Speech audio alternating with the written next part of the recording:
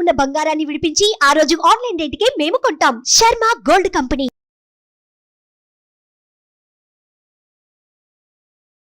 నమస్తే, welcome to Suman TV. నేను మీ యామ్ని. ప్రస్తుతం మనతో ఉన్నారు ప్రముఖ ఆధ్యాత్మికవేత్త సన్నిధానం లక్ష్మీ విశ్వనాథ్ గారు ఉన్నారు. అమ్మతో మనం మాట్లాడదాం. నమస్తే అమ్మ. నమస్తే తల్లి. అమ్మ, ఇప్పుడు మనకి భీష్మ ఏకాదశి వస్తుంది. అసలు ఈ భీష్మ ఏకాదశికి అసలు విశిష్టత ఏంటమ్మా? ఈ ఏకాదశికి ఉన్న కారణం? శ్రీ మహాగణాధిపతే నమః. శ్రీ గురుభ్యో నమః. సుమన్ టీవీ వీక్షకులకు అనేక నమస్సులు. మమ్మల్ని దీవిస్తున్న ప్రతి ఒక్కరికి కూడాను ప్రత్యేక ధన్యవాదాలు. భీష్మ ఏకాదశి ఇది మనకి మామూలుగా ప్రతి మాసంలో కూడా 2 ఏకాదశులు వస్తాయమ్మా. ఒకటి శుక్లపక్షంలో, రెండోది కృష్ణపక్షంలో వచ్చేటటువంటి ఏకాదశి. అంటే వెరసి మనకి 24 ఏకాదశులు వస్తాయి సంవత్సరానికి. ఎప్పుడే అధిక మాసం ఉందంటే కనుక అధిక మాసం వచ్చినప్పుడు ఇంకా 2 కలిపి మొత్తం 26 ఏకాదశులు వస్తాయి. ఈ ఏకాదశులకు ఒక్కొక్క ఏకాదశికి ఒక్కొక్క పేరు ఉంది. ఈ ఏకాదశికి భీష్మ ఏకాదశి అనేటటువంటి పేరు అసలు ఎవరిచ్చారు అంటే భీష్ముల వారి అసలు పేరు దేవవ్రతుడు. ఈయనకి చిన్నతనంలోనే తల్లి కరువు అవుతుంది.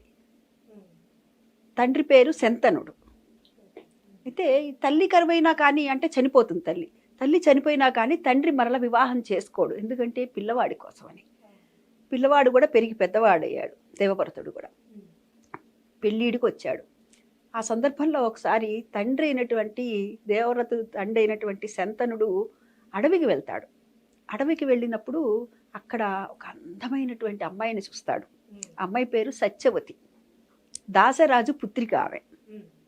అయితే ఆ అమ్మాయిని చూశాడు కానీ మరుక్షణం ఉండి మళ్ళా నేను చాలా తప్పుగా ఆలోచిస్తున్నాను, నేను ఇలా ఆలోచిస్తున్నానేంటి, నాకు పెళ్ళిడికి వచ్చినటువంటి కుమారుడు ఉంటే నాకు పెళ్లి మీద వ్యామోహం ఏమిటి అని చెప్పి తనకి తానుగా సర్ది చెప్పుకుంటాడు.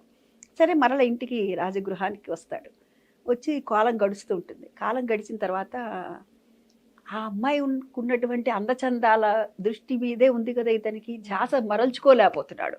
మరల్చుకోలేకపోయేటప్పటికి ఆ అన్నం కూడా సహించక చిక్కి శల్యమైపోతుంటాడు. ఆరోగ్యం పాడైపోతుంది, క్షీణిస్తోంది ఆలోచనకి. అప్పుడు కొడుకైనటువంటి దేవవ్రతుడు అడుగుతాడు, నాన్నగారు మీరు ఈ విధంగా ఉండటానికి గల కారణం ఏంటి? మునుపెన్నడు కూడా మీరు ఈ విధంగా ఎప్పుడూ లేరే, మరి ఎందుకని ఈ విధంగా ఉన్నారు అని అడుగుతాడు. అడిగితే నేను ఇట్లా బలానా అమ్మాయిని చూశాను అని చెప్పి చెప్తాడు. తెలుసుకుంటాడు దేవవ్రతుడు. తెలుసుకొని ఆ సత్యవతి తండ్రి అయినటువంటి దాసరాజు దగ్గరికి వెళ్తాడు. వెళ్ళి మా తండ్రి గారు అయినటువంటి ఈ శంతనుడికి నాకు తల్లి లేదు కాబట్టి మీ అమ్మాయిని ఇచ్చి వివాహం చేయండి అని అడుగుతాడు కొడుకు. అడిగితే ఆ రాజు అంటాడు, ఆ దాసరాజు అంటాడు, నేను మా అమ్మాయిని మీ నాన్నగారికి ఎలా ఇస్తాను? నీకు వివాహానికి ఈడుకొచ్చావు నువ్వు, నీకు పెళ్లి చేశారనుకో, నీ పిల్లలు ఎవరైతే ఉంటారో వాళ్ళే రేపు ఈ రాజ్యానికి అధికారులు అవుతారు. వారి సంతతి అయితే, నీ సంతతి ఏదైతే ఉందో వారే రేపు ఉత్తర అంతా కూడాను అధికారంలో ఉంటారు. నా పిల్లనిచ్చి ఉపయోగం ఏమిటి, నేను ఇవ్వను అని నిరాకరిస్తాడు. నిరాకరిస్తే అప్పుడు ఇతను అంటాడు, లేదండి నాకు వివాహం అయినా కానీ మీ అమ్మాయికి పుట్టినటువంటి సంతతి ఏదైతే ఉందో ఆ సంతనే రేపొద్దున రాజుగా ఉంటారు అని చెప్పాడు.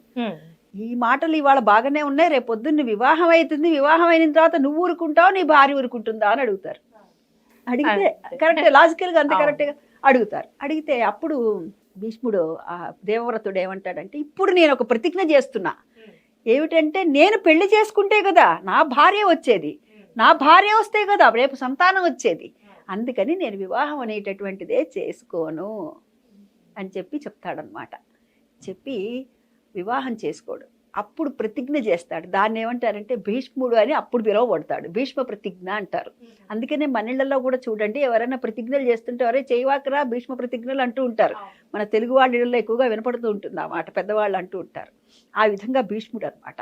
భీష్ముడు అనేటటువంటి పేరు అక్కడి నుంచి వచ్చింది.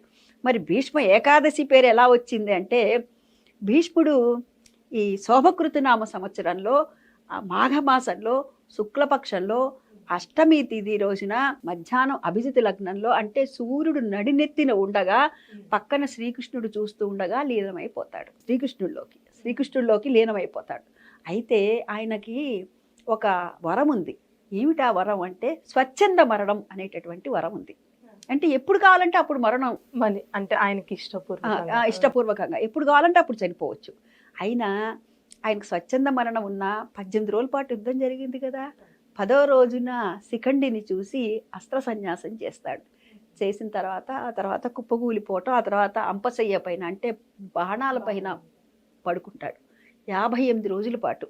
అందరూ చెప్తారు ఉత్తరాయణ పుణ్యకాలం వచ్చేంత వరకు అందుకని చెప్పి ఎదురు చూశారు అని చెప్పడం జరుగుతుంది. ఉత్తరాయణ పుణ్యకాలం ఒకటే కాదు, దాహార్తిని తీర్చినటువంటి వాడు అర్జునుడు పాతాళ గంగని తీసుకొని వచ్చి దాహార్తిని తీరుస్తాడు. 58 రోజుల పాటు మరి ఎప్పుడైనా అనుకున్నాడు మరి ఉత్తరాయణం వచ్చేసి చనిపోవచ్చు కదా, మరి ఎందుకని ఇన్ని రోజులు ఉన్నాడు అని అని మరి పుష్యమాసంలో వచ్చేసింది ఉత్తరాయణం, మరి ఇప్పటి వరకు మాఘమాసం దాకా ఉండవలసిన పని లేదు కదా. ఎందుకని అంటే నేను ఈ కళ్ళతో ద్రౌపది వస్త్రాపహరణాన్ని చూశాను, ఈ కౌరవులు చేసినటువంటి ఆగడాలు ఏవైతే ఉన్నాయో, ఈ దుర్యోధన దుశ్శాసులు వీళ్ళు చేసినటువంటి ఆగడాలు ఏవైతే ఉన్నాయో వాటిని అంతా కూడా నేను కళ్ళారా చూశాను. అందుకు కాను ఆ పాపం అంతా కూడా ప్రక్షాళన కోసం నేను విధించుకుంటున్నటువంటిది అని చెప్పి చెప్పడం జరుగుతుంది. భీష్ముడిలో లీనమైనటువంటిది అష్టమి తిథి అయినా కానీ ఏకాదశి పేరు మరి భీష్మ ఏకాదశికి పేరు ఎందుకు వచ్చిందయ్యా అంటే ఎందుకు వచ్చింది అంటే ఈ భీష్మ పంచకాలు అంటారమ్మా. అష్టమి, నవమి, దశమి, ఏకాదశి, ద్వాదశి ఈ 5 రోజుల్ని కలిపి భీష్మ పంచకాలు అనే పేరుతో పిలవటం జరుగుతుంది. శ్రీకృష్ణుడు వరం ఇస్తాడనమాట భీష్మాచార్యుల వారికి. ఈ ఏకాదశి ఏదైతే అష్టమి అయిపోయిన తర్వాత ఏకాదశి వస్తుంది, ఈ నవమి దశమి అయిన తర్వాత ఏకాదశి వస్తుంది కదా, ఈ ఏకాదశికి ఈ ద్వాదశికి కూడాను మనకి మీ పేరు మీద భీష్మ ఏకాదశి భీష్మ ద్వాదశి అనేటటువంటి పేరుతో లోకంలో ఉంటుంది అని శ్రీకృష్ణుడు ఇచ్చినటువంటి వరం అన్నమాట. అందుకని శ్రీకృష్ణుడిని పక్కన పెట్టుకొని 1000 నామాలు చెప్పారు. ఏ నామాలు అవి? విష్ణు సహస్రనామాలు. విశ్వం విష్ణుర్వషత్కారో భూత భవ్య భవత్ ప్రభు అంటూ మొదలుపెట్టి 1000 నామాలని చెప్పారు. విశ్వమంతా కూడా విష్ణువే అని చెప్పారు. ఎవరైనా సరే ఏమనుకుంటారు? ముక్తి కావాలి, మోక్షం కావాలి అనుకుంటారు. ఎలా జరుగుతుంది అది? కలో స్మరణాన్ముక్తి అన్నారు. కలియుగంలో స్మరించినంత మాత్రం చేతనే ముక్తి కలుగుతుంది. అయితే ఆయన ఏం చేశాడు? పక్కనే భగవంతుని పెట్టుకున్నాడు. భగవంతుని పెట్టుకొని శ్రీకృష్ణుడిలో లీనమైపోయాడు. శ్రీకృష్ణుడి ద్వారా బహుమతిగానే అందుకున్నాడు ఈ భీష్మ ఏకాదశి భీష్మ ద్వాదశి. అటువంటి మహనీయుడికి, ఎందుకంటే ఆయన బ్రహ్మచారి కదా, అస్కలిత బ్రహ్మచారి కాబట్టి ప్రతి వారు కూడా చేయవలసింది ఏమిటయ్యా అంటే ఈ అష్టమి నుంచి కూడాను ఈ 5 రోజుల్లో ఎప్పుడైనా సరే అష్టమి రోజు ఇవ్వటం మంచిదే. భీష్మ తర్పణం అనేటటువంటిది లేని పక్షంలో నవమి రోజు, దశమి రోజు, ఏకాదశి రోజు, ద్వాదశి రోజు ఎప్పుడైనా సరే భీష్మ తర్పణాలు అనేటటువంటిది ఇవ్వాలి. నీళ్లు వదలాలి ఆయన పేరు మీద. ఎందుకంటే ఆయన అంతా కూడా మనకి మూల పురుషుడు. భీష్ముడు అనగానే ఏమంటాం? మన భీష్మాచారులు అంటాం అన్నమాట. అంటే మన అంతటికి కూడా భారతదేశ సంతతికి అంతటికి కూడా మూల పురుషుడుగా మనకు ఇంటి పెద్ద ఏ విధంగా అయితే మనం భావిస్తామో ఆ విధంగా భావించటం వల్ల అందుకని ప్రతివారు కూడా నీళ్లు ఇవ్వండర్రా అని చెప్పడం జరుగుతుంది. దీనిలో భీష్మ ఏకాదశి అనే పేరు రావటం ఎవరైనా శ్రీకృష్ణుడు బహుమతిగా ఇవ్వటం వల్ల ఏకాదశికి ద్వాదశికి కూడాను ఆ పేరు వచ్చింది తల్లి. చాలా చక్కగా తెలియజేశారమ్మా. ధన్యవాదాలమ్మా.